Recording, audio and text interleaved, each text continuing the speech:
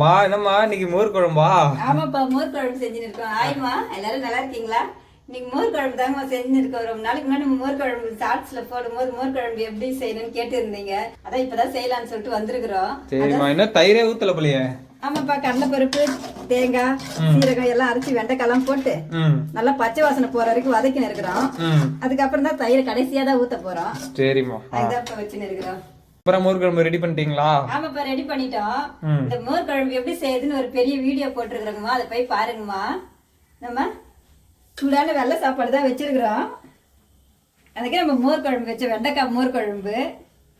அது கூடவே கொஞ்சம் கத்திரிக்காய் போட்டு கொத்து கொத்தா போட்டு காரக்குழம்பு வச்சிருக்கிறோம். அது கூடவே கொஞ்சம் உருளைக்கிழங்கு இந்த மாதிரி நீட்டாக கட் பண்ணி இந்த மாதிரி வறுத்து வச்சுக்கிறோங்கம்மா. கொஞ்சம் கூடவே மாம்பழம் கொஞ்சம் இருந்துச்சு, அதை கொஞ்சம் கட் பண்ணி வச்சுக்கிறோம். இதெல்லாம் தான் நம்ம வீட்டு ஸ்பெஷலாமா இன்னைக்கு? இதெல்லாம் தான் இன்னைக்கு நம்ம வீட்டு சாப்பாடுங்கம்மா. நல்லா கத்தம் போட்டு சூப்பரா இருக்குமா. நம்ம உருளைக்கிழங்கு எண்ணெயில பொரிச்சதா? எண்ணெயில பொரிக்கலப்பா, நம்ம கடாயில தான் எண்ணெய் ஊத்தி உப்பு மிளகாய் போட்டு வறுத்து வச்சுக்கிறோம்ப்பா. எண்ணெயிலே பொரிக்கலாம், இது இப்படியும் செய்யலாம். இப்படியும் செய்யலாம், நல்லா இருக்கும். சரிம்மா.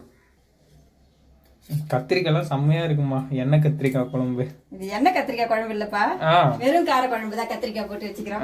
எண்ணெய் கத்திரிக்காய் குழம்பு வைப்பாங்கல்ல, அதுவும் வைப்பாங்க. அது எண்ணெயிலே வதக்கிட்டு வைக்கணும் கத்திரிக்காய. இன்னைக்கு நம்ம இந்த குழம்புலயே அப்படியே போட்டுட்டோம். சரிம்மா. மோர் குழம்பு ஊத்திக்கலாமா? ஊத்திக்கலாமா, சூப்பரா ரெடியா இருக்கு.